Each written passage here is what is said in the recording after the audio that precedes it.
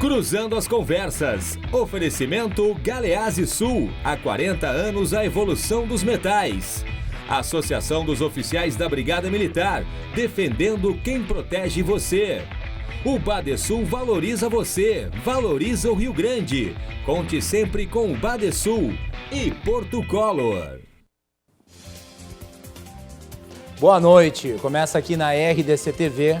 Mais uma edição do Cruzando as Conversas, o seu programa de análises e debates. Sempre de segunda a sexta-feira, logo após o Dois Toques, a partir das 22h15. O nosso programa vai ao ar pelos canais 24 e 524 da Claro Net TV e pelas redes sociais, @RDCTV Digital. Não deixem de mandar as suas respectivas mensagens aqui para o nosso programa. A sua interação é sempre muito importante para nós. Através das redes sociais, nós estamos em todas, no Instagram, no Facebook, no Twitter e no YouTube. O nosso live stream já está no ar, você pode curtir, comentar e compartilhar. E o Cruzando as Conversas também tem uma outra ferramenta de acompanhamento, de baixar e de assistir e de ouvir, que é a ferramenta dos podcasts. Agora nós estamos também nos mais variados agregadores de podcasts, inclusive Spotify, Google Podcasts. Então você pode baixar o Cruzando as Conversas e ouvir a hora que você quiser. É isso aí, o Cruzando as Conversas trazendo aí mais uma inovação para você nos acompanhar a hora que você quiser. Perdeu o programa aqui às 22h15, não tem problema, depois você acompanha fazendo download aí no seu smartphone. Você também pode acessar através do nosso site www.rdctv.com.br. O nosso site, além das notícias do dia, na aba Podcasts, você encontra lá a íntegra das edições do Cruzando as Conversas. O Cruzando as Conversas é um oferecimento da Associação dos Oficiais da Brigada Militar e do Corpo de Bombeiros, defendendo quem protege você. De Galeazzi Sul, há 40 anos, a evolução dos metais. De Badesul, o Badesul valoriza o Rio Grande, está ao lado dos gaúchos em todos os momentos, principalmente nos mais difíceis.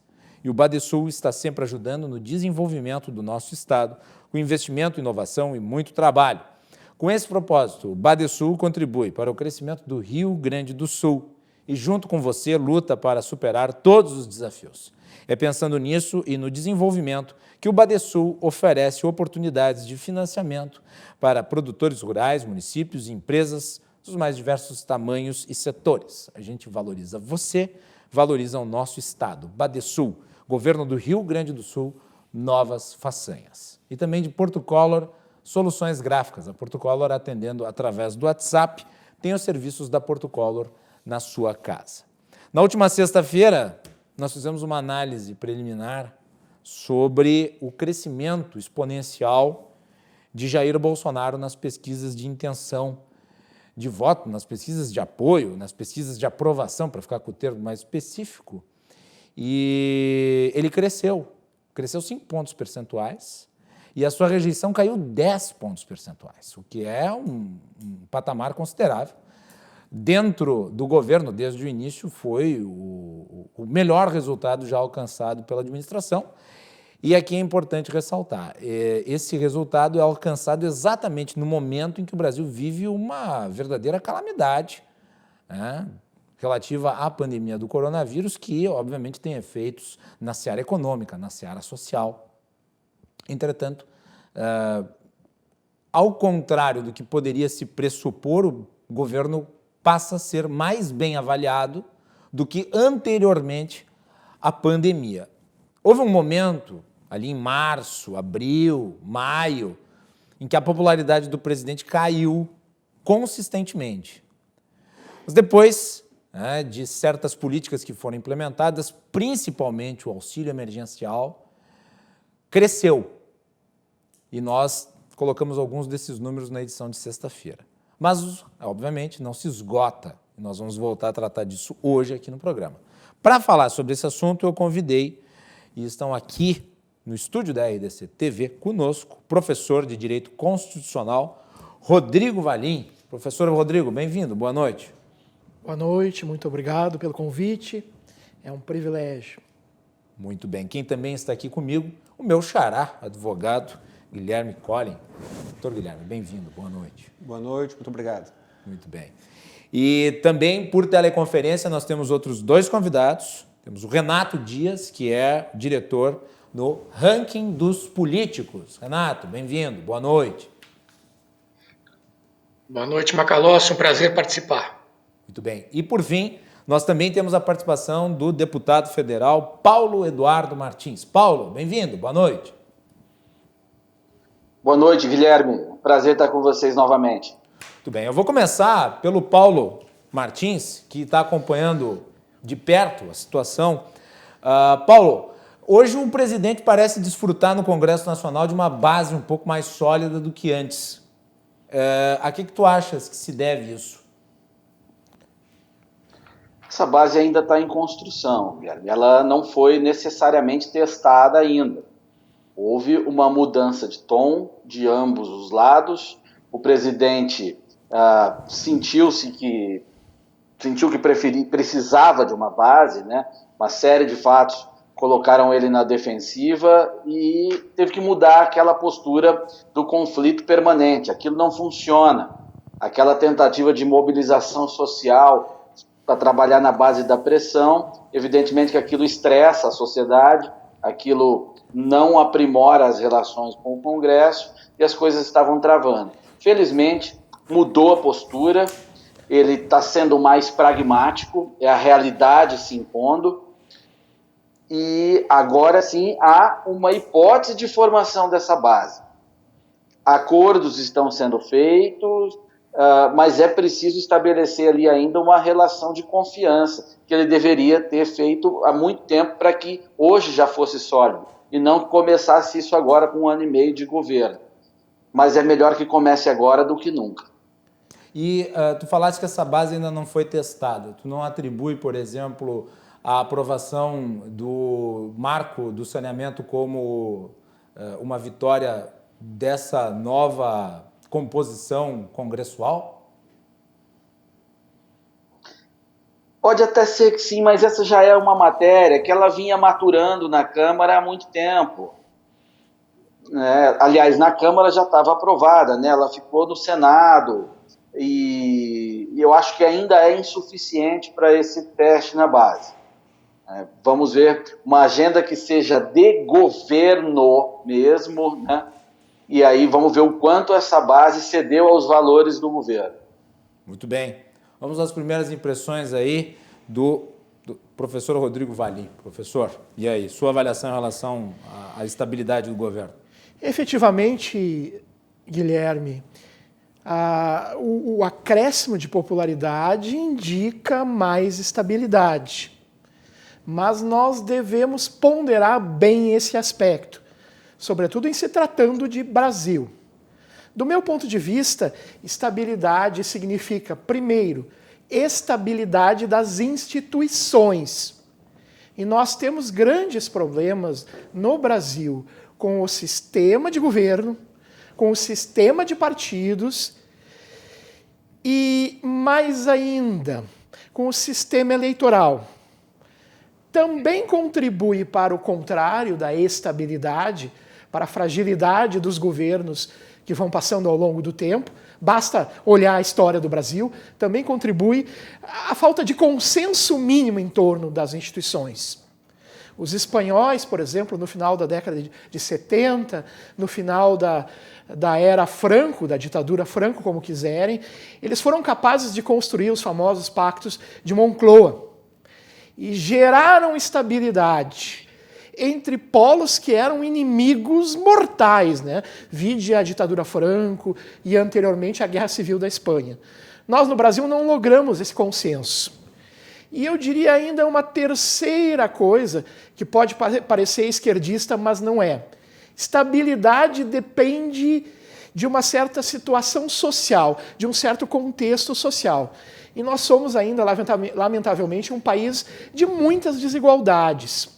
Já o grande estagirita Aristóteles, ele dizia que a estabilidade depende também de uma classe média forte, de uma classe média consistente, o que nós não temos no momento no Brasil.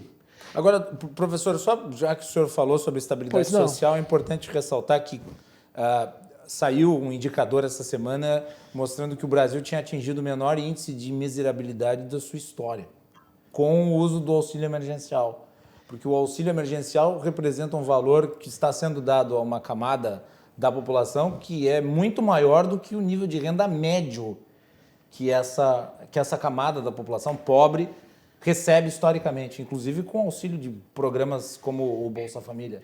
Certamente o auxílio emergencial e o Bolsa Família contribuem para isto. Mas nós devemos dizer que essa empolgação que gera estabilidade e popularidade ao governo, ela não dura para sempre. Vide até a derrota do Partido dos Trabalhadores e seus aliados em algumas eleições importantes. Com o tempo, os beneficiários do auxílio emergencial e do Bolsa Família vão criando, Guilherme, novas demandas. E isso vai acontecer também. Mas já é um grande passo, inegavelmente, de distribuição de renda. Isso é inegável. Há uma relação entre estabilidade e programas sociais. Mas ainda nós temos uma distribuição de renda bastante injusta. E esse é um fator a considerar. Só para pontuar as instituições, o presidencialismo, do meu ponto de vista, é um problema. E por quê? Porque o presidente, frequentemente, no presidencialismo, não tem maioria no Congresso Nacional. E é obrigado a construir essa maioria. Nós podemos chamar essa construção, de diversos nomes. Por exemplo, o Roberto Cardoso Alves chamava isso de política do é dando que se recebe. Uma perversão, evidentemente, da fórmula de São Francisco. Outros chamaram mais recentemente de mensalão. Mas se nós olharmos bem, isso perpassa a história da República Brasileira. Miguel Reale Pais, já na década de 20, dizia que os partidos políticos brasileiros são sociedades comerciais, cujo objetivo é negociar votos. Então, o presidencialismo ele é deletério, do meu ponto de vista, é prejudicial. E por quê? Porque o presidente tem que construir essa maioria, tem que comprar, entre aspas, esses votos, tem que negociar isso. E é difícil escapar desse mecanismo, obviamente. E aí os partidos vão se corrompendo, vão se enfraquecendo, vão se pulverizando. Os nossos partidos são ruins por causa do presidencialismo também. E o nosso sistema eleitoral, que é um sistema eleitoral proporcional para a Câmara, para a Assembleia Legislativa e para a Câmara de Vereadores, o nosso sistema eleitoral pulveriza o número de partidos políticos. Ter mais de 30 partidos políticos, e nós temos mais de 30, é ruim para a estabilidade também. Muito bem. Paulo Martins, deixa eu só voltar rapidinho contigo, porque o professor Rodrigo falou aí na compra de votos e lembrou a frase do grande Miguel Reale. Aliás, eu recomendo para o nosso público assistir a entrevista com o Miguel Reale Júnior, que nós fizemos aqui 2 semanas atrás. O professor Miguel Reale Júnior, que foi um dos autores do pedido de impeachment da Dilma Rousseff. Deu uma entrevista exclusiva aqui para o Cruzando as Conversas, foi muito produtiva. Deixa eu lhe perguntar, esse negócio do mensalão de compra de votos não está sendo mais praticado em Brasília? Tu não tem ouvido falar disso aí, né, Paulo?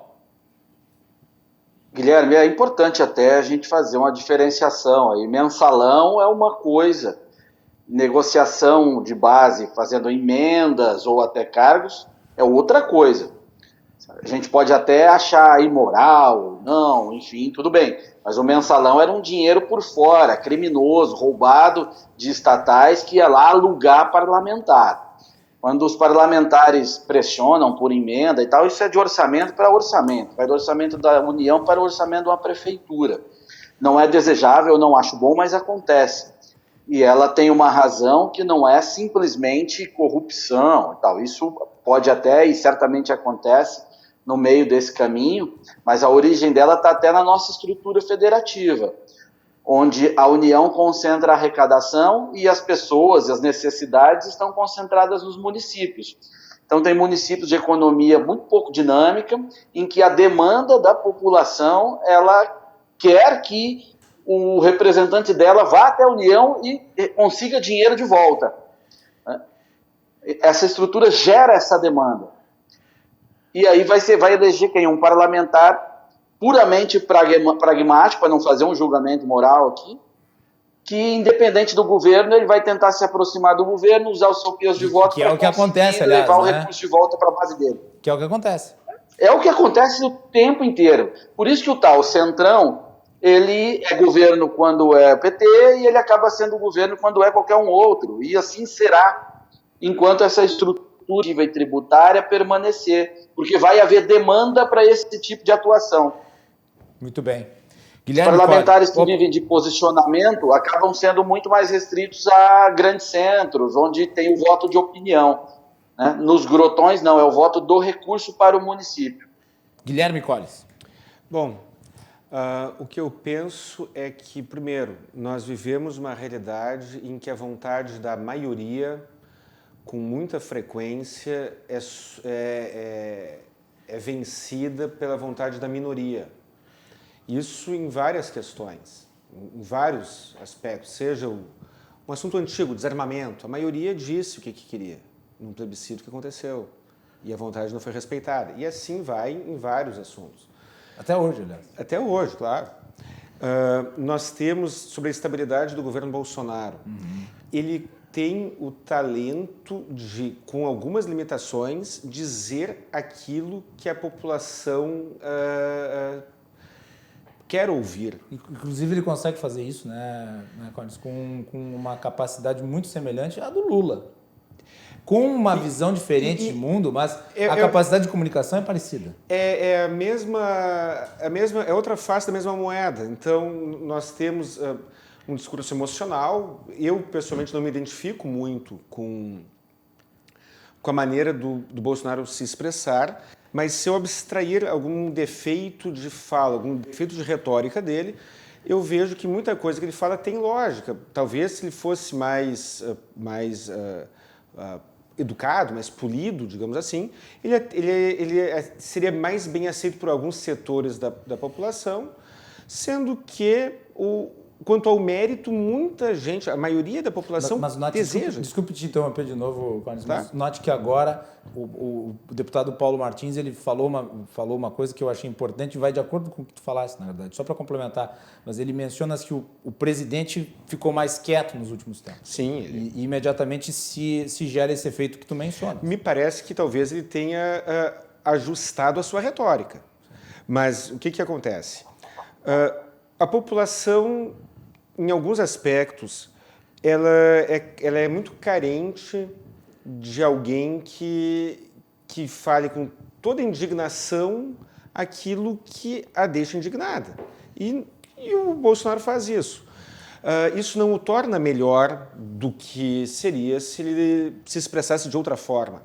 Mas então ele consegue atender um perfil muito fiel. Quando eu converso com um petista fanático, eu sou acusado de ser bolsonarista fanático. Quando eu converso com um bolsonarista fanático, me acusam de ser esquerdista. Eu sou xingado de ambos os lados. Mas eu procuro... como é que é isso. Tu entende bem? Bem-vindo ao clube, né? Bem-vindo ao clube. Então, o que acontece é isso. A pessoa que busca resultado, que é o que me parece que a classe média para cima, o empresariado, uma boa parte da população deseja, quem procura resultado, não gosta do griteiro que o Bolsonaro faz, mas concorda e vota nele pelos motivos que entende conveniente. A economia estava melhorando até o coronavírus, né?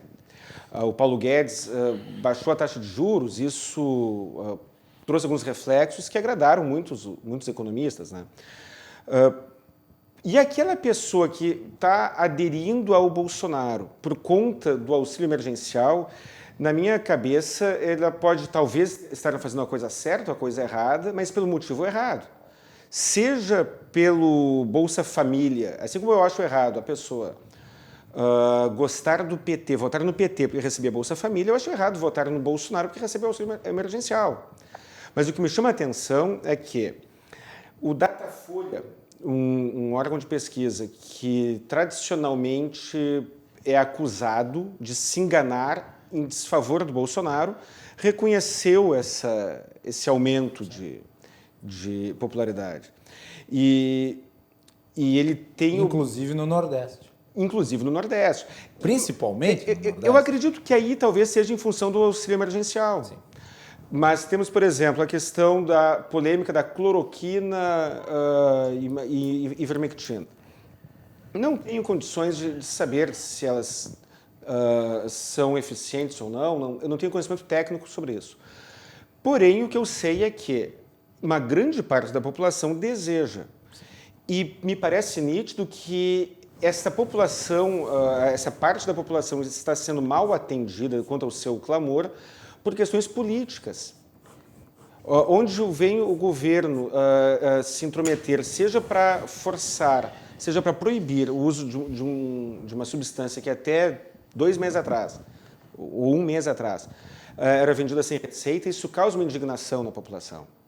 E, por final, assim, que eu fiquei perplexo, e aí eu não quero parecer arrogante, mas com a ingenuidade da oposição.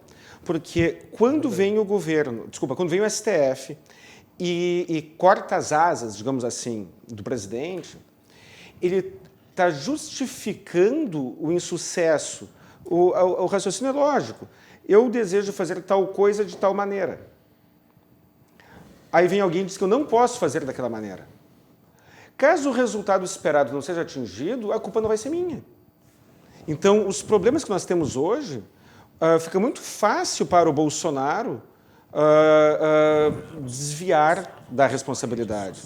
E na minha cabeça faz todo sentido. Se ele não tem condições de abrir a economia, de exercer a sua devida influência sobre algumas questões como essas, ele não pode ser acusado dos resultados que são decorrentes daquilo que não foi criado por ele. Ou seja, o STF deu uma blindagem para o Bolsonaro que foi sob medida. Se der certo, o presidente talvez não vá usufruir de todos os louros, mas se der errado, a culpa não é dele. A culpa não é dele. É uma blindagem ótima. Eu concordo e subscrevo a análise que tu faz, Guilherme, em relação a isso. Independente do mérito do que esteja sendo discutido, nós estamos aqui tratando talvez mais de percepção do que se de fato isso é verdadeiro ou falso. Mas a percepção é essa. Eu acho que o discurso da abertura da economia é muito poderoso, se consolidou. O discurso do remédio do Bolsonaro se consolidou.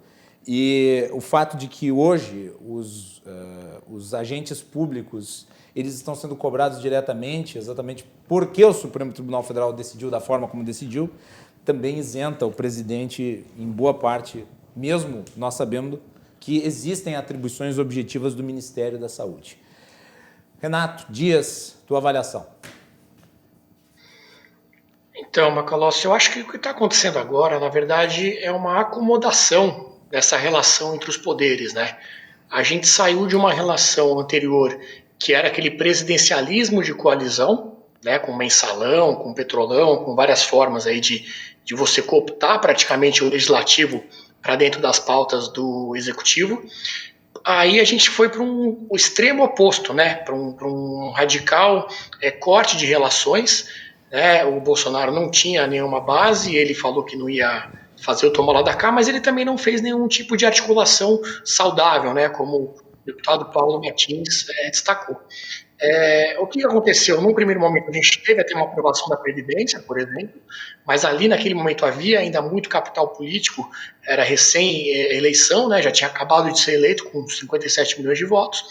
A própria reforma já vinha sendo... Desculpe interromper, mas eu acho que é importante dizer o seguinte, já havia um consenso em relação à reforma previdenciária construído no governo Temer ainda.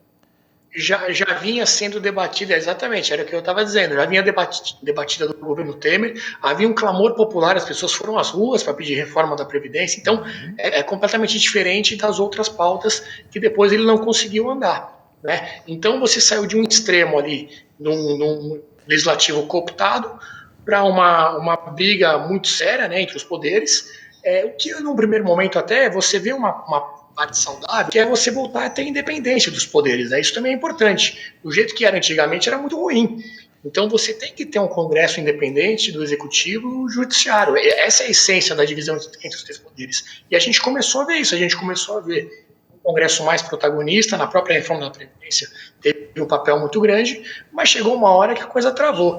E eu acho que o que aconteceu foi o seguinte também, não adianta você eleger o Bolsonaro com uma pauta liberal, com o Paulo Guedes, e outras pautas do próprio Bolsonaro, como, por exemplo, a questão do armamento, que foi aí citada, se o resto dos outros poderes não acompanham, né, essas pautas. O Congresso eleito não é liberal e não é pró-armamento. O Judiciário nem se fala. Então, para você conseguir colocar em prática essa agenda, esse discurso com o qual ele foi eleito, sozinho, elegendo somente um presidente, não consegue. Você tem gerações para que a sociedade compre realmente essas ideias, se bem que também já foi comentado que, no caso do armamento, por exemplo, a sociedade apoia isso, mas isso não se reflete, por exemplo, na hora de eleger um Congresso. Você tem ali a bancada da bala, como é chamada, que é uma minoria ainda, né, na hora de votar um tema como esse. Sim. Então, acho que essas dificuldades todas acabaram fazendo com que, naturalmente, o Bolsonaro, com outras questões também, né, o STF ali esticando a corda em relação ao Bolsonaro, cortando ali as ações dele, e por uma questão de estratégia também ele acabou tendo que recuar, e agora a gente está tendo essa acomodação dessa relação entre os poderes. Tomara que de uma forma mais saudável, né, que exista essa articulação para que as reformas andem, sem a parte ruim que a gente tinha antes do presidencialismo de coalizão, com toma lá da cá, com mensalão, com esse tipo de coisa. Professor Rodrigo Valim. Eu concordo com o deputado no sentido de que não é a mesma coisa, um mensalão ou alguma prática criminosa mesmo, não é a mesma coisa do que negociar simplesmente emendas parlamentares, etc. Só que há um elemento comum, e esse elemento comum é a ênfase em interesses parciais, regionais, e o abandono do bem comum. Uma dificuldade do Congresso Nacional é essa preocupação com um projeto para a nação brasileira. Esse é um ponto. E nesse sentido eu volto ao meu início. As instituições e, sobretudo, o presidencialismo não ajudam. Eu sou, nesse sentido, talvez em relação aos meus colegas de debate, mais pessimista. O presidencialismo produz esses conflitos, o presidencialismo foi concebido para produzir esses conflitos. E por quê? Porque os norte-americanos, os pais fundadores que conceberam o presidencialismo, desejavam o choque entre o executivo de um lado e o legislativo de outro. Isso era um legítimo freio ou contrapeso com o objetivo de defender não só o mercado, mas as liberdades individuais. Então, a estrutura... Mas tem uma distinção importante, né, professor, entre o contexto norte-americano e o brasileiro. É que nos Estados Unidos o presidencialismo ele é exercido com menos poder central da União do que aqui no Brasil, né? Aqui no Brasil, além de você ter o presidencialismo com essa mescla meio jabuticaba com o parlamentarismo, na necessidade de composição dentro do Congresso, você tem uma centralização de atribuições do presidente da República que é imensamente superior. Por várias razões. Mas é um contexto distinto. É um contexto, justamente. E é por isso que o presidencialismo americano é mais estável do que o brasileiro. É uma sociedade civil, a norte-americana, melhor organizada, mais forte na sua base. Uma cultura diferente. Uma cultura que dispensa o Estado e, eventualmente, tem receio ou mesmo ojeriza em relação ao Estado. E uma cultura que não quer Estado. É o país mais liberal do mundo, junto com a Inglaterra, do meu ponto de vista. E nós aqui, porque tivemos outra formação social, não é um juízo de valor, é dado. Nós temos uma formação cultural ibérica, de dependência em relação ao Estado. Então, naturalmente, isso pressiona o presidente da República, ou o executivo. E o executivo vai concentrando poderes. E mais ainda, se nós pensarmos bem, as desigualdades sociais que o Brasil tem, por várias razões, que começam pela sua colonização, mas não terminam aí, essas desigualdades também exigem um Estado mais forte, o pressionam para isso. Se é bom ou ruim, bom, podemos analisar, mas esse é um fato.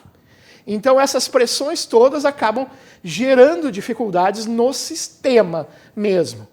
O presidencialismo norte-americano ele tem traços mais equilibrados. O problema é que ele tenha sido transplantado para o Brasil num outro contexto, eu concordo, Guilherme, e esse transplante gera uma certa rejeição. Transplante e rejeição. Esse é um problema. Os parlamentares eles não se ocupam do bem comum, com todo respeito, ou parcela dos parlamentares não se ocupam do bem comum, porque é mais importante o interesse regional. Porque eles não fazem parte do governo, não é o parlamentarismo, eles não formaram, nem deram confiança a gabinete algum, e porque o parlamento não é responsabilizável, salvo de 4 em 4 anos, ou de 8 para os senadores. Não existe dissolução do parlamento no Brasil, o que é um problema também. É importante, para fechar uma ideia, o carisma de um líder. Isso, mal comparando, Lula tinha, Bolsonaro tem. A questão é saber o quanto esse carisma dura. E um outro fator que eu gostaria de acrescentar, me perdoe, é o fator relação com os blocos econômicos mundiais. O governo Bolsonaro, lamentavelmente, tem claras dificuldades nisso. Vide os atritos desnecessariamente criados com o governo chinês. Então, esse alinhamento do governo Bolsonaro ainda não é suficientemente prudente. Esse é um problema de estabilidade, sim. Sobretudo no mundo da globalização. Muito bem. Era isso. Deputado Paulo Martins, deixa eu lhe provocar com essa questão relativa à capacidade do presidente de se comunicar com as massas, que sempre é muito apontada. Nos últimos tempos, aí, o presidente tem tido uma forte agenda no Nordeste, que foi mencionado aqui antes como uma região onde ele tem crescido exponencialmente, talvez, inclusive, pelo fato de o programa do auxílio emergencial ter uma parte considerável dos seus beneficiários ali. Mas ele tem, antes mesmo do auxílio emergencial, ele tem mantido uma agenda no Nordeste. E ele não apenas tem falado sobre o auxílio emergencial, mas muitas obras, o que ressalta a importância de ministros como o Rogério Marinho e o próprio Tarcísio de Freitas. A que tu achas que se deve esse fortalecimento do presidente na região nordestina, que pelo menos nos últimos 20 anos, um reduto do PT, por assim dizer, com mais força durante o período petista, propriamente dito, mas que começa a ser construído a partir do Bolsa Família em 2003, a ponto de o Ciro Nogueira, em entrevista à Globo News, dizer que o Bolsonaro substituiria o Lula no coração dos nordestinos, e o André Singer, numa entrevista ao Globo, e eu não canso de mencionar essa entrevista do André Singer, porque eu acho que ele é um dos formuladores petistas mais importantes, dizer que o lulismo estava em risco. Eu gostaria da tua avaliação em relação ao desempenho do presidente, que agora, inclusive, vai ao Nordeste, vestido com as roupas típicas, sobe no cavalo, é chamado de mito, e por uma multidão de pessoas. Ali não tinham só militantes, ali tinha gente que morava ali, que foi lá prestigiar o presidente da República. Guilherme, eu vejo como vários fatores, evidentemente uma soma de vários fatores, e acho que o número 1 que consegue fazer com que os outros sejam viáveis é o fim da cerquinha, o fim da maldita cerquinha. Vamos pensar isso de forma ampla. A desgraça da cerquinha, aquele conflito permanente do Bolsonaro com a imprensa, declarações 3 vezes ao dia, ele canibalizava o governo. O próprio Jair canibalizava o seu próprio governo. Era uma crise atrás da outra. A pauta inteira da imprensa, crise atrás da outra, seja repercutindo em redes sociais, ou em rádio, TV, jornais regionais, rádios regionais que são muito fortes, que a grande imprensa acaba pautando essas rádios, que é onde chega lá na ponta, era só discutindo a frase do Bolsonaro e a defesa, ele disse isso, não, mas ele quis dizer aquilo, e o que o governo vinha fazendo, não era visto, não era notado. Então, soma-se isso a um programa que faz com que o dinheiro chegue lá na ponta mesmo, e o Bolsa Família já mostrou que aquilo funciona do ponto de vista de conseguir popularidade, para não entrar aqui em profundidade de impactos sociais e tudo mais, com um calendário de obras. O governo estava sendo eficaz nisso. Né? Obras históricas já que vêm de outros governos, até pelos governos do PT, como transposição do São Francisco, programas da água chegando no Nordeste, tudo isso não era visto. Quando ele abandona a cerquinha e começa a colocar o foco dessa imprensa regional, das pessoas, e sair da pauta negativa das rodas de conversa para mostrar que ali havia uma presença do governo fazendo uma coisa que a região precisava, como transposição do São Francisco, por exemplo, é claro que a percepção vai mudando, né? E a sociedade também vai distensionando. Você não tem mais um presidente que gera um problema. A última vez que ele esteve lá em São Raimundo Nonato, no Piauí, ele foi entregar uma obra de distribuição de água. Qual que é a principal necessidade dos nordestinos? Água. Histórica, né? Isso já foi cantado, inclusive. É assim. E o governo está atacando isso. E então, por isso que eu disse que é um conjunto de coisas. Você tem os programas efetivos do governo, mais a mudança de tom do presidente, que aí faz com que o governo consiga ser visto. E não só o presidente problema passa a ser visto, que era visto, né? Uma parte da população gostava, o pessoal que milita o tempo inteiro, mas essa parte é menor. Né? O homem comum, o homem normal, que quer trabalhar, pagar conta, viver em paz e feliz, aquele ambiente de conflito tornava as coisas difíceis para ele, né? Por mais que ele não compreendesse, ele olhava e falava, caramba, ele só enxergava um problema ali. Uhum. É aquela velha história, né? E o Bolsonaro... o brasileiro não é um revolucionário, o brasileiro é cordial, como diria o Sérgio Buarque de Holanda. Eu nem sei se algum povo é revolucionário, apesar de algumas revoluções terem ocorrido por aí, até aqui também, mas o Bolsonaro, ele consegue se comunicar com o povo mais humilde, até porque a origem dele é essa também. Então ele não conhece pobre por laboratório, não é do gabinete.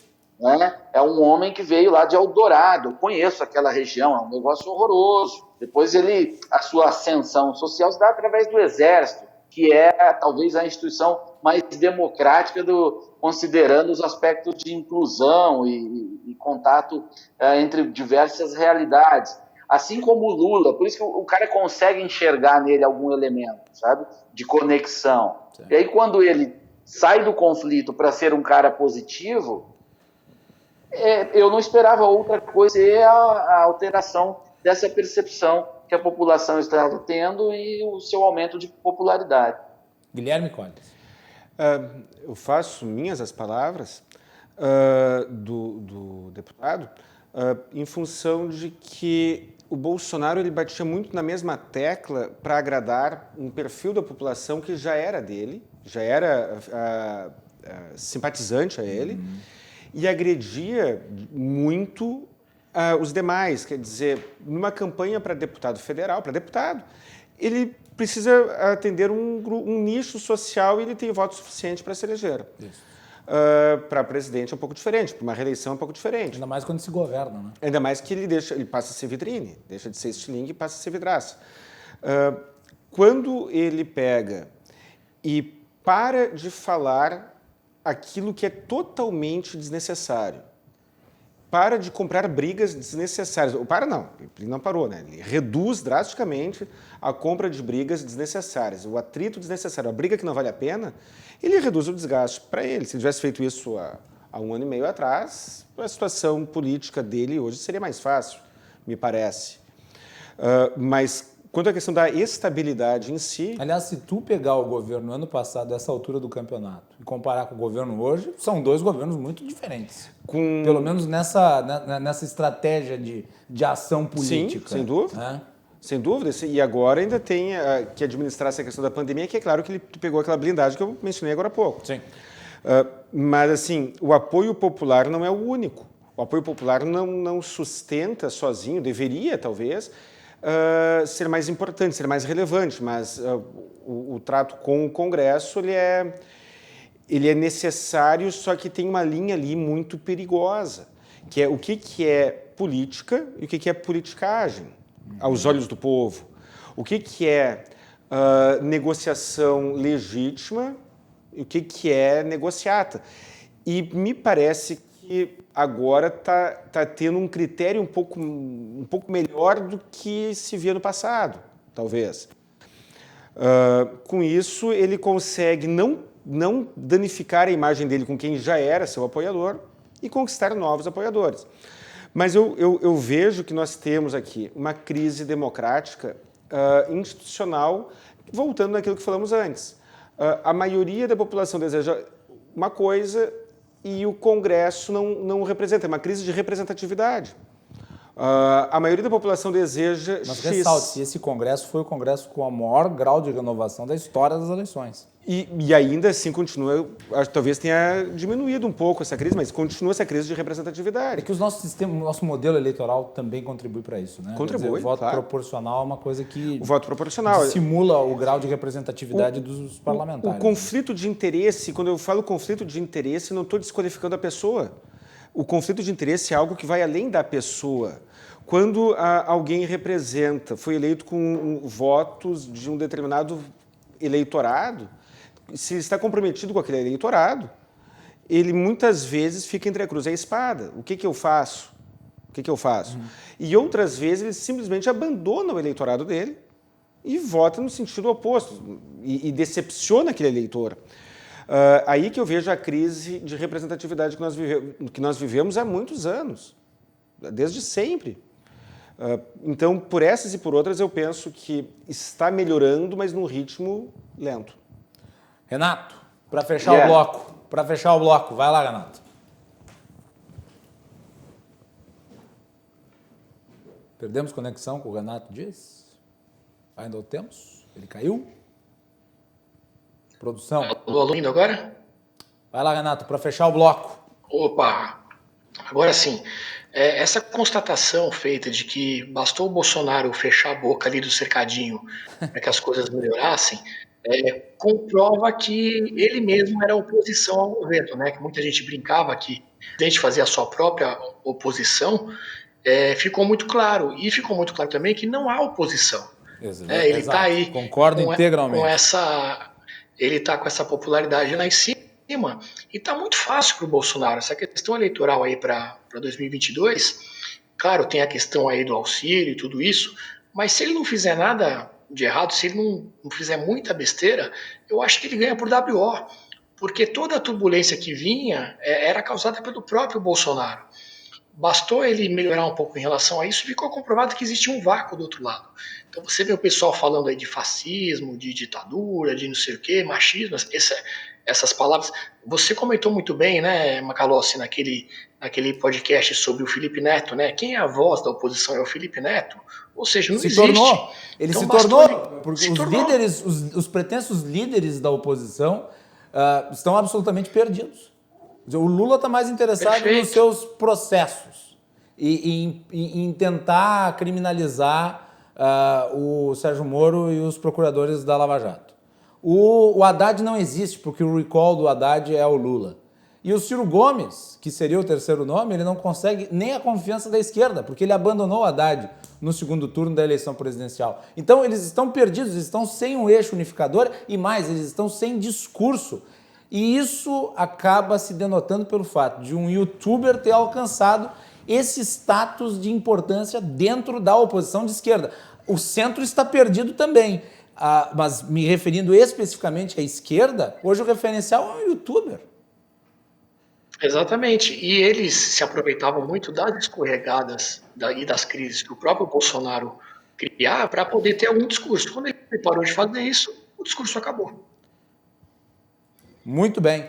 Vamos fazer um intervalo? Na sequência nós voltamos. Eu vou perguntar para o Paulo Martins como é que está essa aproximação com o Centrão aí, o que está se discutindo dentro do Congresso, o que vai ser votado, quais são as pautas aí, se a reforma tributária foi bem recebida, se ela terá impacto na questão da política do governo, e nós continuaremos este debate interessantíssimo aqui com os nossos convidados na sequência do Cruzando as Conversas, que vai fazer um break.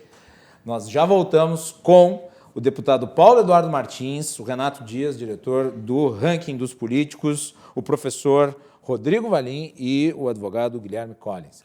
Já voltamos. Fiquem conosco.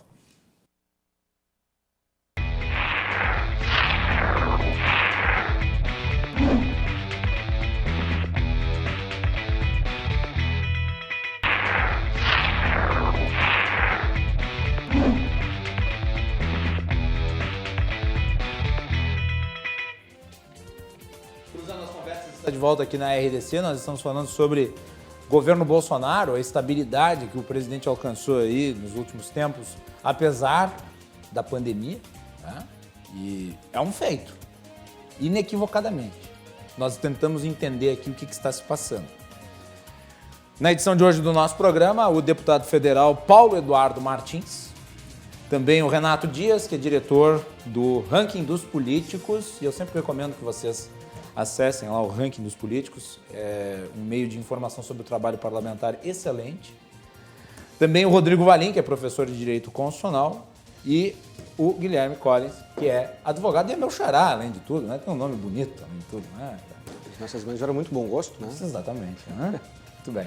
O nosso programa tem o oferecimento da Associação dos Oficiais da Brigada Militar, defendendo quem protege você. De Galeazzi Sul, há 40 anos, a evolução dos metais. Porto Color, soluções gráficas. A Porto Color atendendo através do WhatsApp. Tem os serviços da Porto Color na sua casa. E Badesul Desenvolvimento. O Badesul valoriza você, valoriza o Rio Grande do Sul. Conte sempre com o Badesul. Vou voltar lá com o nosso deputado Paulo Eduardo Martins para falar um pouco sobre essa aproximação com o Centrão. Paulo, o presidente, durante a época da campanha eleitoral, ele bateu muito no Centrão. Bateu muito mesmo. E a renovação no Congresso foi muito ampla e, em dado momento, se imaginou que o Centrão estaria fragilizado. Mas eis que, no processo legislativo, o Centrão se reorganizou, se tornou influente de novo e hoje ele é o principal ator do Congresso. Lembro que, na época da campanha eleitoral, o presidente falava, e muitos dos seus principais assessores faziam coro, de que a estratégia de criação de base seria a partir das bancadas temáticas. Por exemplo, o Mandetta foi indicado pela bancada da saúde, né? E, bom, não deu certo. E as votações não foram assim tão positivas ao longo do primeiro ano e meio de mandato. E agora o governo volta a agir da maneira como outros governos agiram no passado, falando com os presidentes de partidos, se reunindo com o presidente da Câmara, se reunindo com o presidente do Senado Federal, né? E, claro, distribuindo cargos também. Né? Houve distribuição de cargos, não no primeiro escalão, mas no segundo e no terceiro escalão. Até o MBL, criticando a postura do governo, criou o centrômetro para acompanhar aí a distribuição de cargos para os partidos do Centrão e se aproximou de figuras, muitas delas, no mínimo, polêmicas, como é o caso já mencionado Ciro Nogueira, mas também o Arthur Lira, até o mesmo Valdemar da Costa Neto, Roberto Jefferson. Eu lhe pergunto, Paulo, tu que sempre, apesar da independência, sempre mostrou simpatia à pauta do governo, como é que tu tem visto essa aproximação com o Centrão? Mudou a percepção do governo dentro do Congresso Nacional? Tu acha que isso é gerador de uma estabilidade maior? Porque eu sei que havia um conflito perene entre o governo e esse grupo político, que, aliás, né, está se digladiando, eu acho que com vistas até a disputa pela presidência da Câmara que se aproxima. Guilherme, essa aproximação eu vejo como um imperativo. Ela não é uma opção. Se ele não se aproxima do Centrão, ia governar com quem? O Congresso eleito é esse. O Centrão ele é uma realidade imposta pelo problema estrutural, como eu disse aqui no início. Ele vai existir ali. E o governo acaba sendo, às vezes, vítima dele mesmo como personagem de campanha. Quando numa campanha você leva o tom e diz que o centrão fisiológico, ataque a tudo e a todos, mas depois essa mesma força atacada, ela se elege junto contigo, você tem que governar com ela. Sim. Aí tentaram implementar aquela tese das bancadas, né? Governar com as bancadas temáticas. A maior besteira que eu já vi na minha vida em termos de aglutinação parlamentar. Por que tu acha isso? A bancada temática, a bancada temática só existe como bancada em torno daquele tema. Enquanto ela tem aquele tema, ela circunda aquele tema, mas ela não é unida em relação a outros temas. Então não adianta tu exigir dela posicionamento, por exemplo, da bancada ruralista. Claro Tu não vai ter um posicionamento sobre saúde que necessariamente seja numa mesma linha.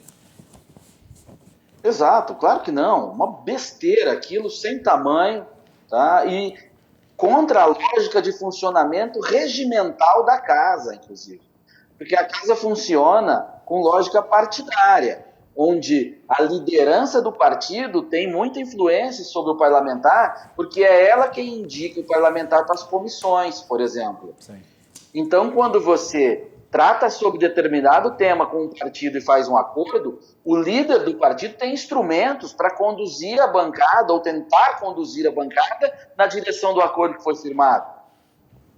Enquanto a liderança da bancada temática não tem instrumento nenhum. É zero a eficácia. Então foi um erro primário, foi pueril aquilo que o governo fez. Né? E agora ele tenta ajustar. Um outro ponto que corrobora para isso... O problema é que esse pessoal não é também lá muito confiável, né? Porque assim como eles aderem, eles também caem fora. Pois é, você tem que honrar o que acordou com eles. Eles são cumpridores de acordo, tradicionalmente. Agora, que tipo de acordo? Aí você tem que perguntar para quem está participando, porque eu não estou. E a renovação que foi citada aí, ela é uma falácia. Você teve troca de nomes, você não teve troca de postura necessariamente, porque a renovação também atingiu o centrão. Saiu filho, saiu pai, entrou filho.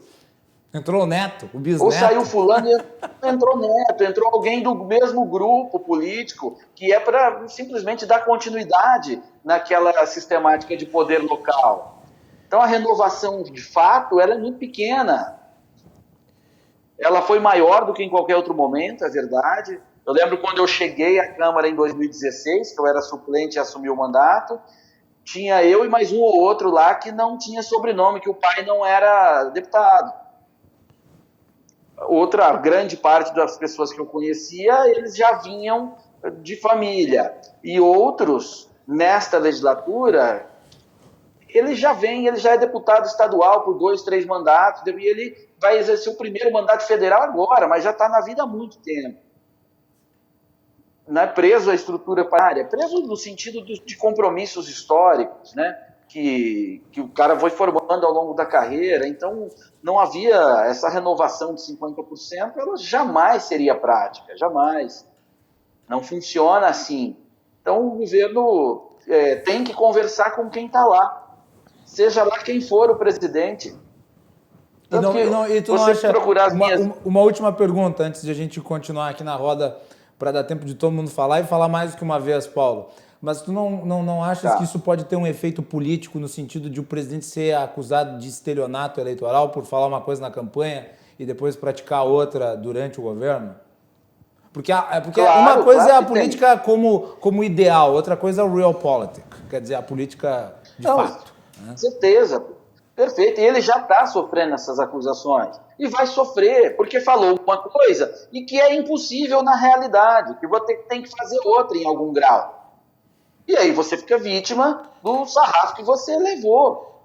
E ele vai ter que arcar com isso, tem que fazer a opção. Quer sair do governo amado ou quer sair do governo com realizações? Muito bem. Vamos ouvir aí a análise do Guilherme Collins. Vamos lá, Guilherme. Bom, o que acontece sobre a questão do estelionato eleitoral? Uma coisa é o candidato, ao meu ver, prometer algo, prometer fazer algo, prometer não fazer algo de maneira muito concreta, muito material, muito pontual.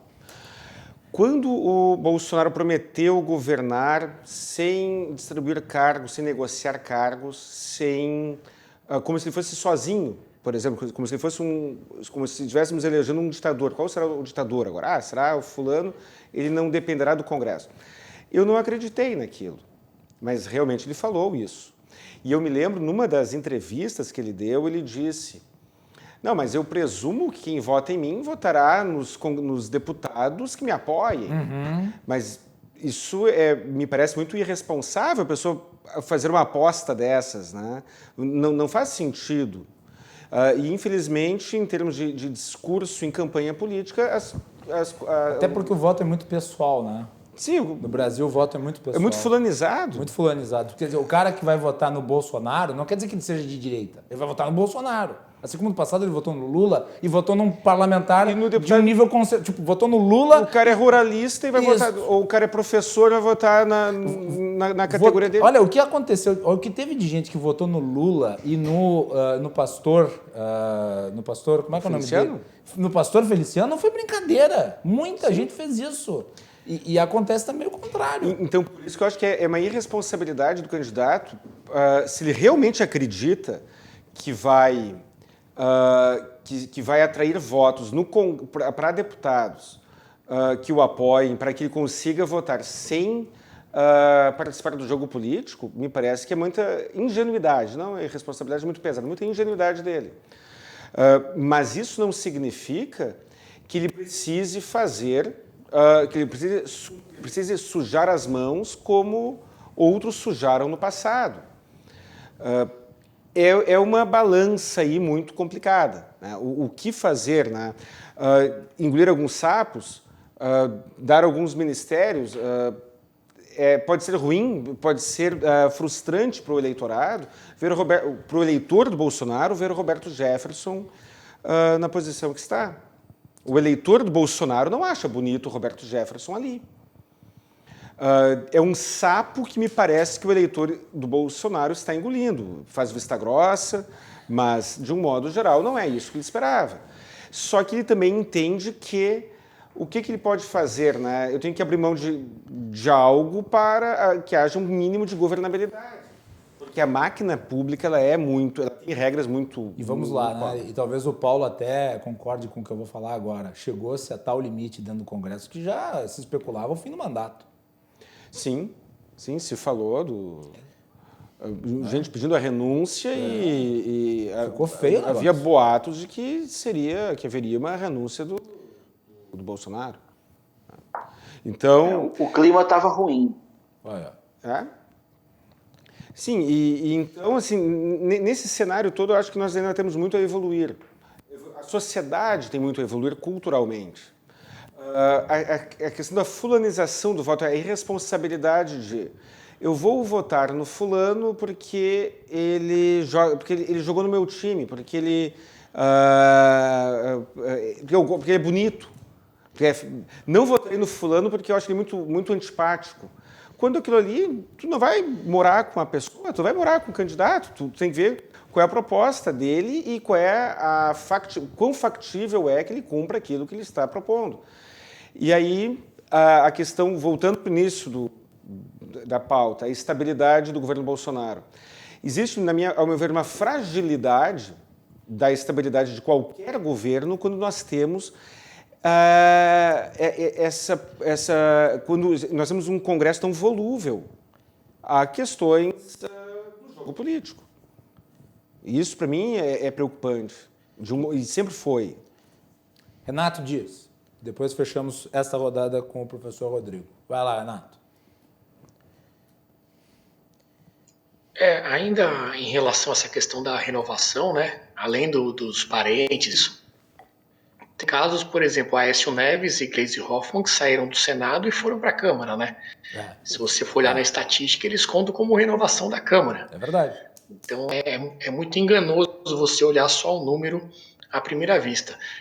Em relação ao estelionato eleitoral, o Bolsonaro não pode usar a desculpa que ele também não conhecia como é que isso funcionava. 28 anos de Congresso, um cara que estava lá dentro esse tempo todo, então ele sabe como é que é a coisa prática. Se ainda fosse um novato, vamos supor que o Luciano Huck aí sai para presidente e prometa algo assim, ele poderia ter esse argumento de que não tinha o conhecimento na prática, né? Que era, por exemplo, o que eu acho o drama da Dilma Rousseff, que nunca tinha tido cargo nenhum, nem mesmo no Legislativo. Né? O Bolsonaro, ao contrário, teve 30 anos no Legislativo.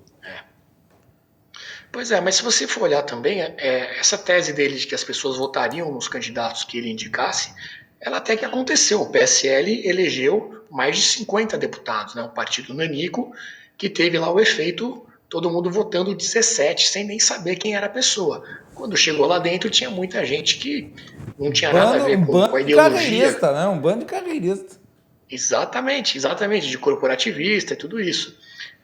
Então, o que eu acho que no fim tem que acontecer, e aí até vou puxar um pouco a sardinha aqui para o nosso projeto, que é do ranking dos políticos, é que deveria haver uma importância maior à eleição do Congresso, né? As pessoas poderiam ter um voto mais dedicado a deputados e senadores. A gente já conversou uma vez, Macalossi, a minha ideia até é que se tivesse uma eleição após a eleição, acho que na França é assim, né? Uma eleição exclusiva para o Congresso, você poderia, inclusive, eleger uma base muito maior para quem foi eleito. Você faria uma eleição ali que as pessoas já saberiam quem é o eleito do Executivo, você faria a eleição do Legislativo depois e com muito mais estudo, muito mais atenção a esses candidatos. Eu acho que ainda hoje o voto para o Legislativo brasileiro acaba pegando ali de última hora e só lembra mesmo quem votou para presidente e os outros cargos de Executivo. Nos Estados, nós estávamos conversando aqui, o Guilherme estava mencionando, nos Estados Unidos também não é exatamente como no Brasil, né? Nos Estados Unidos as eleições legislativas são separadas da eleição executiva. 2 anos o intervalo, não é? Isso. Exatamente. É isso aí. Completa aí, Renato, depois eu passo para o Rodrigo. Ou tu já tinha... Não, é isso. Eu acho que a dificuldade também vem disso, da desconexão do Executivo com o Congresso, é muito por conta disso também. As eleições são coincidentes, então não tem muita atenção dada à eleição do Congresso. Por isso eu acho muitas uma vezes estupidez. por isso que é tão difícil ele. Por isso eu acho uma estupidez a proposta de unir todas as eleições numa só, porque tu vai perder completamente a discussão dos problemas do dia a dia na sua cidade, em muitos lugares, e em outros lugares tu vai perder a discussão nacional, quer dizer, então juntar mais eleições não é a solução, o melhor é organizá-las melhor. Perfeito, eu entendo o argumento de quem diz que tem muito custo e tudo isso, claro, não é uma solução perfeita. Mas a democracia tem um custo. A democracia tem o seu custo.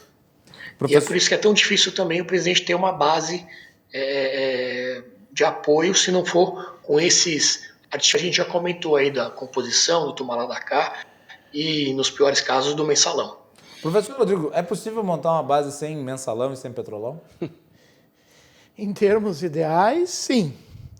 Na realidade brasileira, com a nossa cultura e as nossas instituições, não. Eu gostaria de pontuar aqui, eu concordo com boa parte do que foi afirmado, por exemplo, a desorganização da oposição. Esse é um dado evidente, a desunião das oposições. Tanto é que agora saiu essas pesquisas, a oposição não falou nada a respeito, simplesmente silêncio. Eu tenho 2 receios, se me permitirem. Com certeza. O primeiro deles é a presença ainda forte do olavismo, digamos assim, no governo Bolsonaro. Porque há no olavismo, ao menos num setor dele, do próprio inspirador do olavismo, digamos assim, o discurso de governar diretamente com o povo em detrimento do que ele chamou dos corpos intermediários ou das instituições. Essa solução é impraticável em democracias constitucionais. Nós precisamos de separação de poderes e mesmo a regra da maioria não vale sempre. É por isso que na Europa, pós Segunda Guerra Mundial, criou-se o Tribunal Constitucional, justamente para proteger os indivíduos e as pessoas humanas de erros das maiorias. Aliás, a maioria não é algo uniforme. Na nossa sociedade, sobretudo, a maioria é algo complexo, bastante complexo. Separar eleições é arriscado do meu ponto de vista. Se nós olharmos, por exemplo, no semipresidencialismo francês, várias vezes o presidente perde eleições, que não são simultâneas, e cai numa crise de legitimidade fortíssima. Eleição separada pode ter um caráter plebiscitário perigoso. Vide o caso do presidente francês François Hollande. Ele perdeu eleições municipais e os municípios foram, tradicionalmente, um reduto do socialismo francês, e aí começou a recair numa crise de legitimidade. Então, Não sei se eleições separadas em si contribuem. Uma questão em relação ao governo Bolsonaro também é que o presidente Bolsonaro não é apenas o chefe de governo, ele é chefe de Estado. E ele tem, como chefe de Estado, um papel arbitral. A dificuldade de exercer esse papel arbitral, ela é notória. É certo que certas coisas acabaram por evoluir. E o acréscimo de popularidade ele demonstra isso. Mas há dificuldade nessa questão arbitral, mesmo nos conflitos entre os poderes que o presidente da República tem de exercer. Exercer a chefia de Estado, verdadeiramente. Ser o fecho da abóbada. Alguns presidentes fora da tradição republicana brasileira, em sua maioria, lograram isto. Outros não, o que é um problema. Não basta ter a maioria, sobretudo em sociedades complexas. É preciso um mínimo de consenso. E só para finalizar, desculpe falar tanto, uma crença e uma convicção da minha parte é que a cultura de um povo, os hábitos políticos de um povo, não mudam de uma hora para outra. É preciso saber que política não é só processo, não é só briga, não é só conflito, e é preciso saber que a política são instituições. E reformando as instituições, que são autônomas, nós conseguimos alterar, em parte, a cultura política. Então, o meu recadinho aqui qual é? Uma crença na autonomia das instituições. E que, se nós reformarmos adequadamente as instituições, nós conseguimos melhorar, não tornar perfeita, porque é impossível, respondendo à tua pergunta, mas melhorar a qualidade da nossa política. Nós precisamos novas regras sobre disciplina partidária, sobre troca de partido, sobre sistema eleitoral. Quem quer a reforma política e quem não quer? Essa é uma pergunta, Guilherme. Muito bem.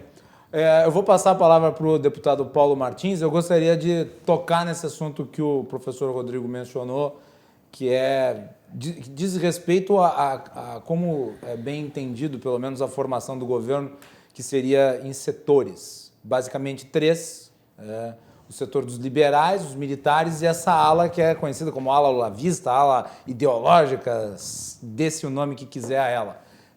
Existe essa presença na sua avaliação, Paulo? Ou não há esse problema apontado pelo professor Rodrigo?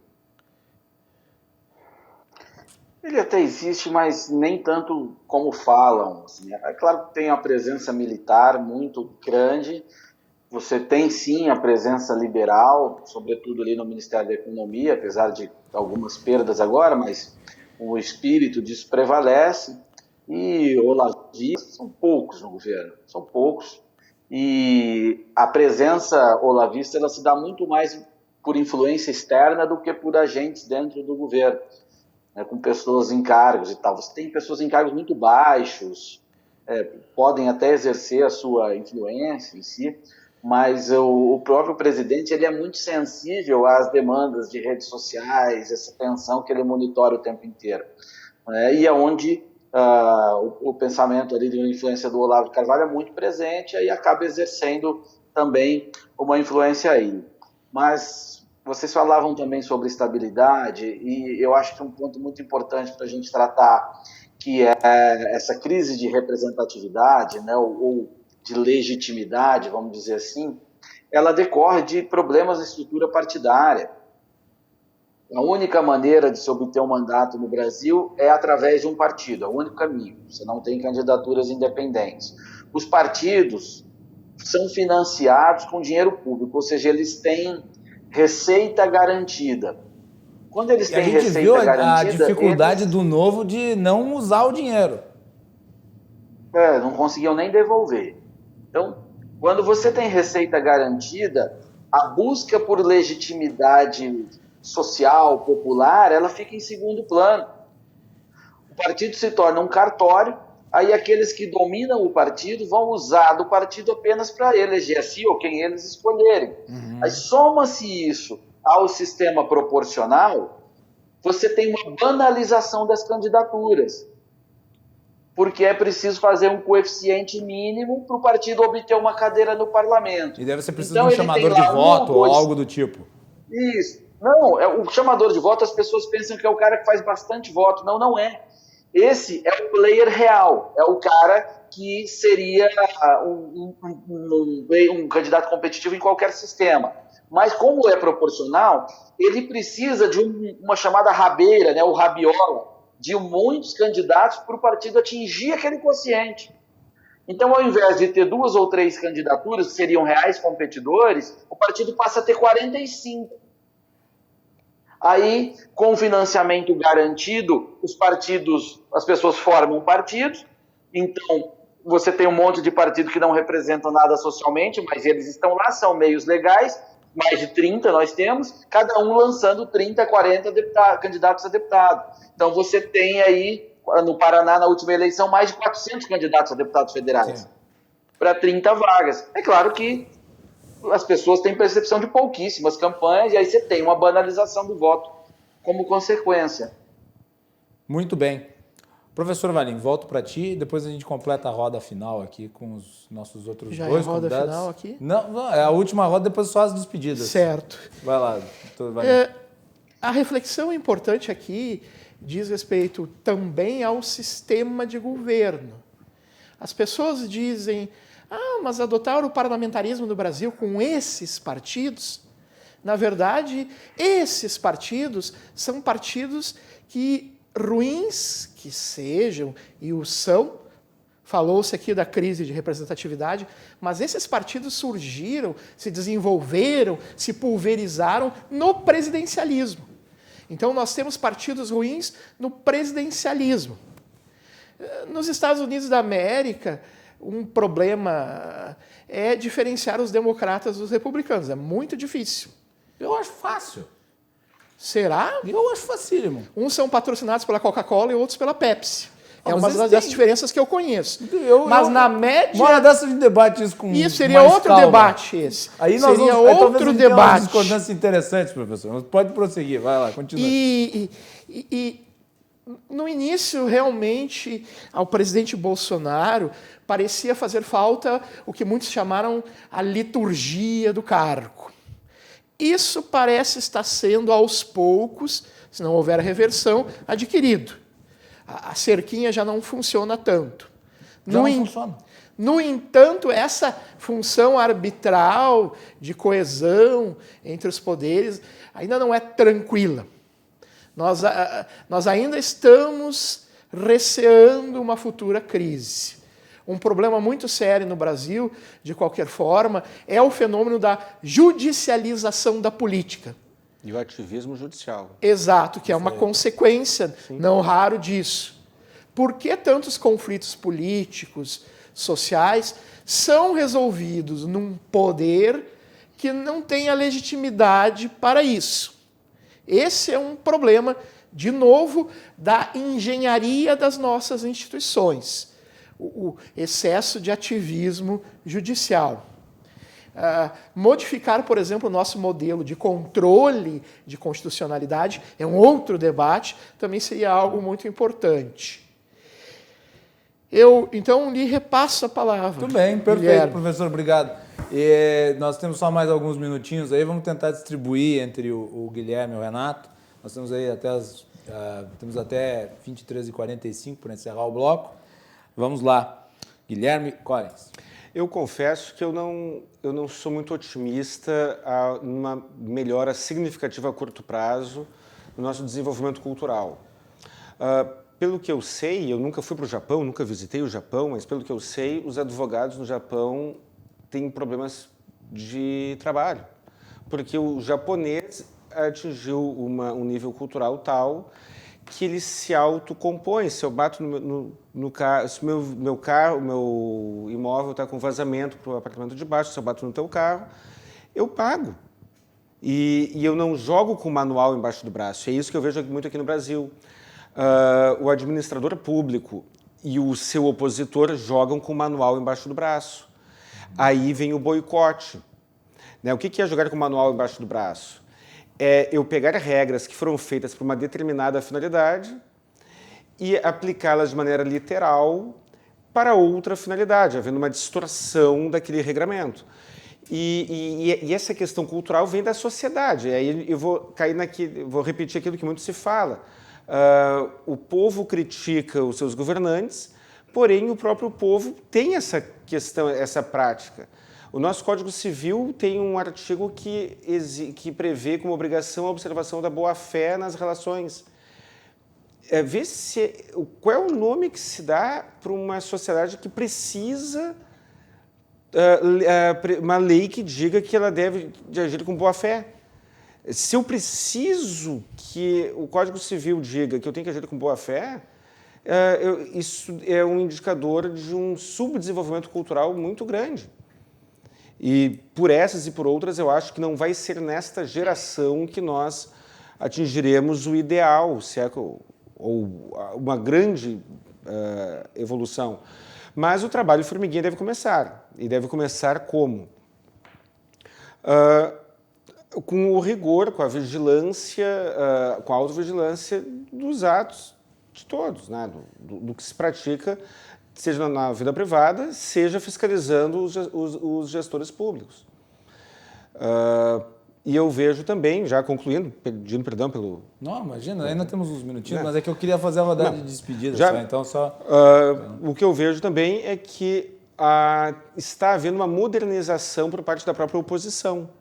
Né? Estão trabalhando para se reciclar, porque não se consegue resultados diferentes fazendo as mesmas coisas, com as mesmas práticas. E me parece que estamos tendo uma transição aí, em termos de postura da oposição também. Muito bem, vamos ver se a oposição consegue encontrar um eixo. Renato Dias, última manifestação, depois suas despedidas. Vai lá.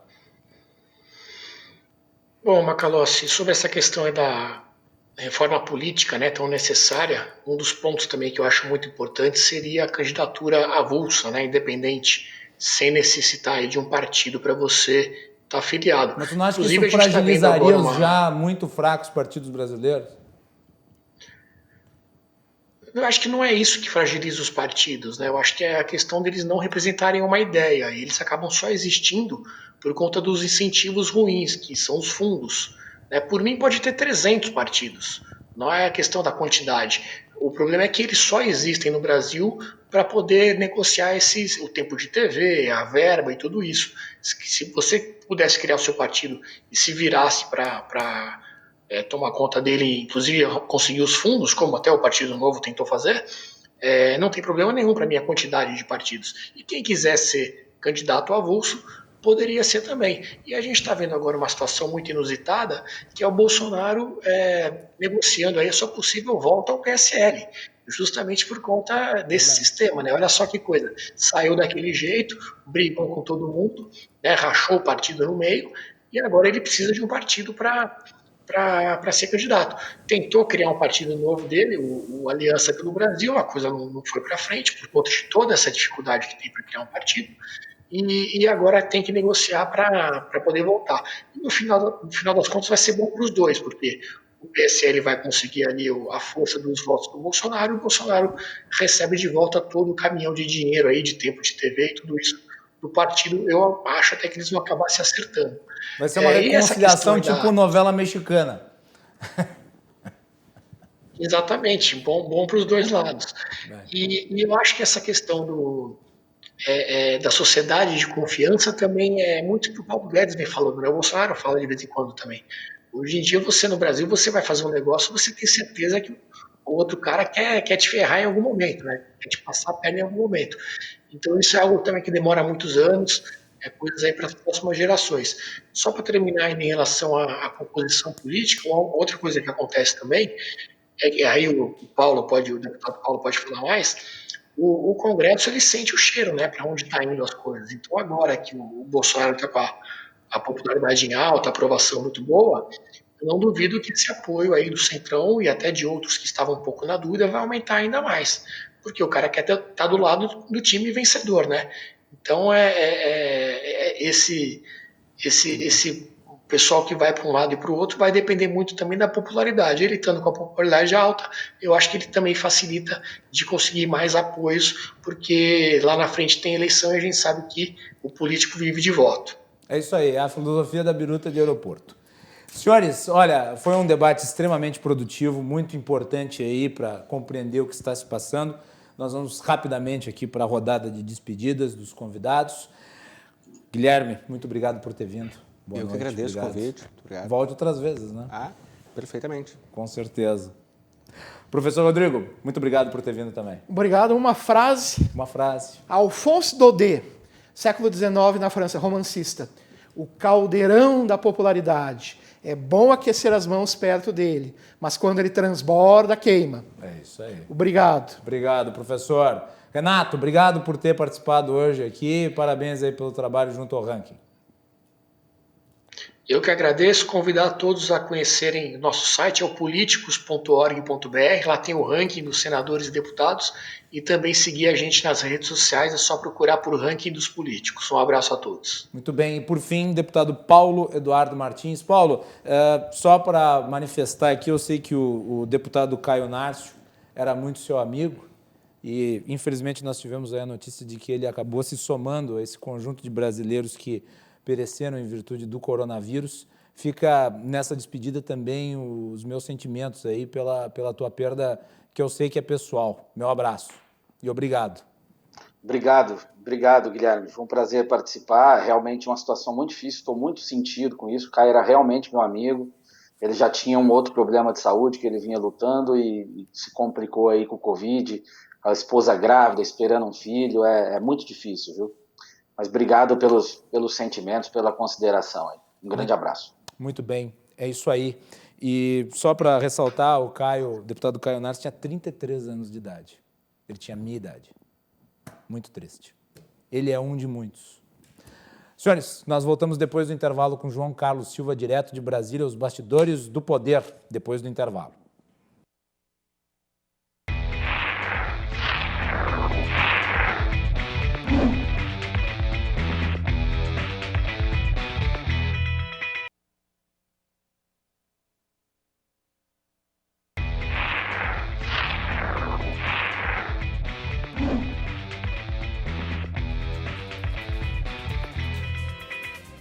Cruzando as conversas de volta para o último bloco aqui no programa, eu quero mandar um abraço para o meu amigo Felipe Zambon, que estava assistindo o programa, e também para os meus queridos Léo Brandão.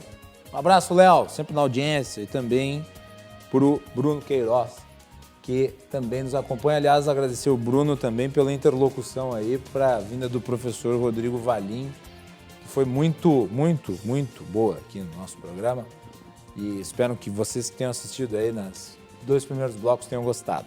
O nosso programa tem o oferecimento da Associação dos Oficiais da Brigada Militar, defendendo quem protege você. Galeazzi Sul, há 40 anos, a evolução dos metais. Porto Color Soluções Gráficas, a Porto Color atendendo através do WhatsApp. Badesul valoriza você, valoriza o Rio Grande. Conte sempre com o Badesul. Nosso último bloco sempre é reservado para João Carlos Silva, direto de Brasília. E aí, João, tudo bem?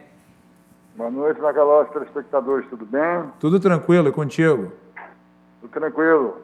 Mais tranquilo do que o Paulo Guedes no comando do Ministério da Economia ou está turbulento aí em Brasília? Hoje, inclusive, a MBL noticiou, João, que a carta de demissão do ministro estava já pronta. O ministro Paulo Guedes enfrenta os problemas pela sua frase, a sua interlocução feita com o presidente Bolsonaro com relação a um possível impeachment do presidente caso o teto de gastos esteja ultrapassado. Mas, ao que parece, essa questão congressual ela já foi praticamente alinhada com o Rodrigo Maia e com o Davi Alcolumbre. Agora, todos estão torcendo. O Rodrigo Maia torce e aplaude o Paulo Guedes pela frente.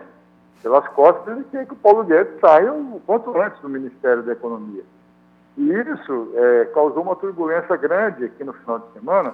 Digamos que os dois têm concordância em relação à agenda, mas eles não têm relação política pessoal, né? Não tem. E o presidente do Senado, Davi Alcolumbre, embarca do presidente da Câmara, Rodrigo Maia, são do mesmo partido. E o DEM, a reflexão do DEM é com relação à política econômica de Paulo Guedes. Eles acham que a política econômica de Paulo Guedes ela já deu o que tinha que dar. É por isso que hoje teve essa reunião aí do presidente com o Paulo Guedes, né? Sim. Novamente veio com essa história de que o ministro está prestigiado. Só que é o seguinte, né?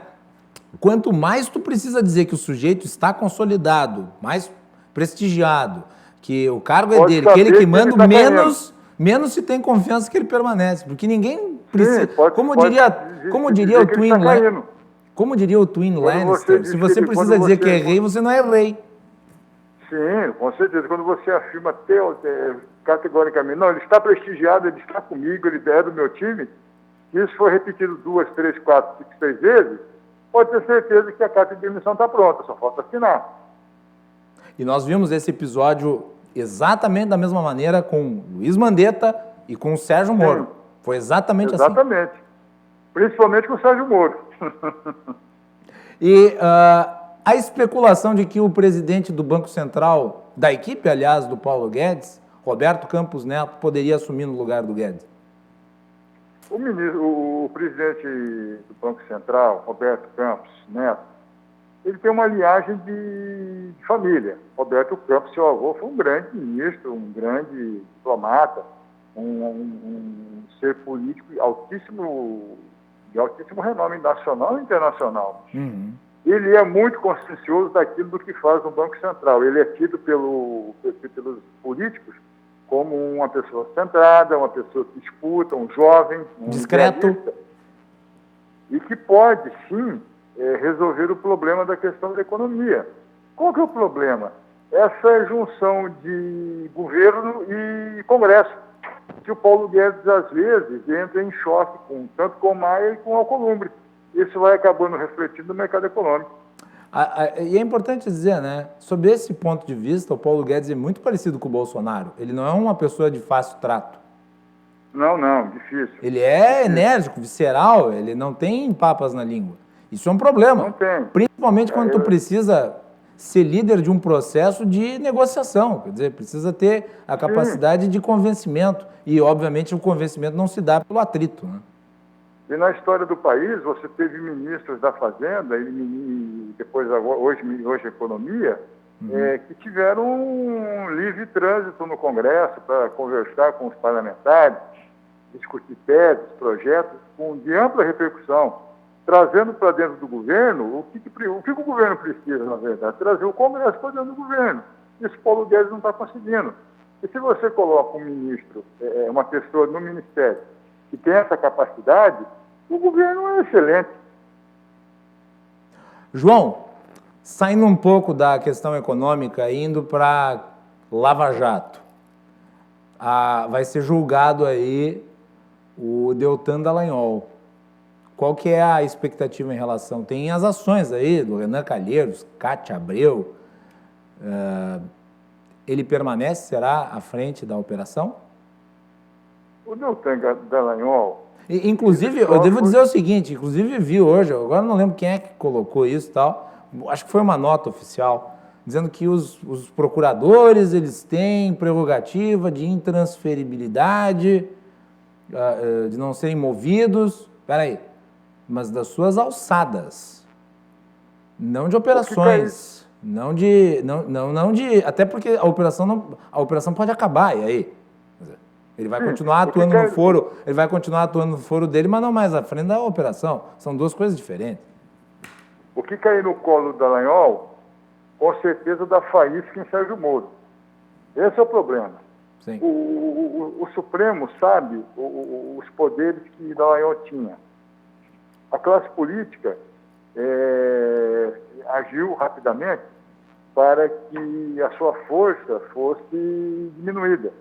Agora, nessas ações do Supremo, e hoje foi pedida a suspensão, Com certeza. Eu acredito, eu sempre disse que nessa história toda ia sobrar para alguém. Alguém tinha que ser o boi de piranha. Alguém tinha que responder pelos atos praticados pela Lava Jato. Vai ser o Dallagnol.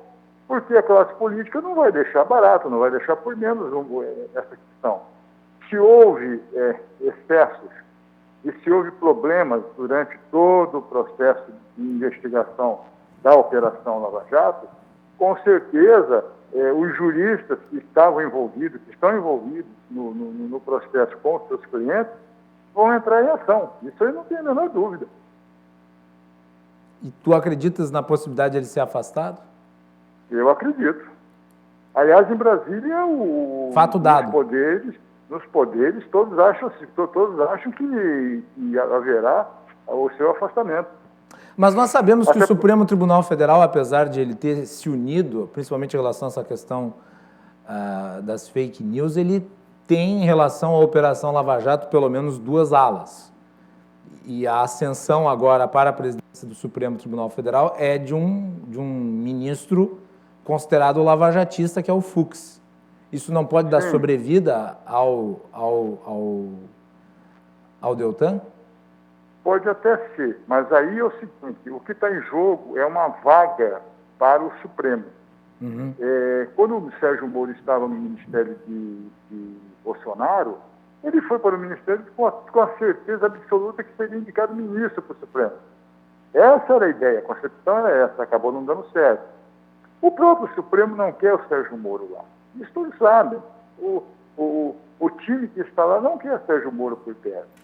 Não. E o Dallagnol, ele já disse. Mas eu acho que com o modo como o Bolsonaro, como terminou a relação dos dois, eu acho difícil que ele seja indicado pelo Bolsonaro. Diria praticamente impossível. A não ser que o Bolsonaro fosse inteligente e indicasse o Sérgio Moro para se livrar de um potencial concorrente. Dallagnol, concordo, Dallagnol tem críticos severos dentro do Supremo. Críticos severos, não são críticos. E muito mais do que o Moro. Muito mais que o Moro, porque o Moro nunca respondeu. Nunca houve um atrito direto, quer dizer, o Moro confrontando os ministros. O Dallagnol já foi para cima, processou o Gilmar Mendes e não sei o quê. E você tem vozes fortes ali dentro, de Lewandowski, de Gilmar Mendes, de Toffoli, são forças poderosíssimas dentro do Supremo e combatem veladamente o que o Dallagnol diz. Então, a situação dele é complicada, não é uma situação fácil, até porque, como eu tenho falado, juristas importantes que estão no processo da Lava Jato, cuidando de clientes, já estão agindo há muito tempo com relação às decisões que foram dadas, às investigações, como é que foram processadas, os erros que cometeram. O jogo jurídico ele é muito pesado, ele é um jogo bem trabalhado. Se isso tudo não der em nada, vai voltar tudo na estaca zero. Muito bem. João Carlos Silva, volta aqui durante a semana para a gente continuar comentando esses e outros assuntos aí de Brasília. Obrigado, meu querido, e boa semana. Boa semana a todos, um grande abraço e boa noite. É isso aí, João Carlos Silva. Vocês acompanham os comentários do João Carlos Silva de segunda a sexta-feira, aqui no Cruzando as Conversas, no último bloco do nosso programa. E vocês podem sempre contar que o que se fala aqui acontece, porque nós só trazemos as quentes. É isso aí, nós voltamos amanhã, a partir das 22h15, para falar sobre economia, teto de gastos e, obviamente, Paulo Guedes no comando da pasta. Então fiquem ligados a partir das 22h15 aqui na RDC. Uma boa noite a todos, boa semana.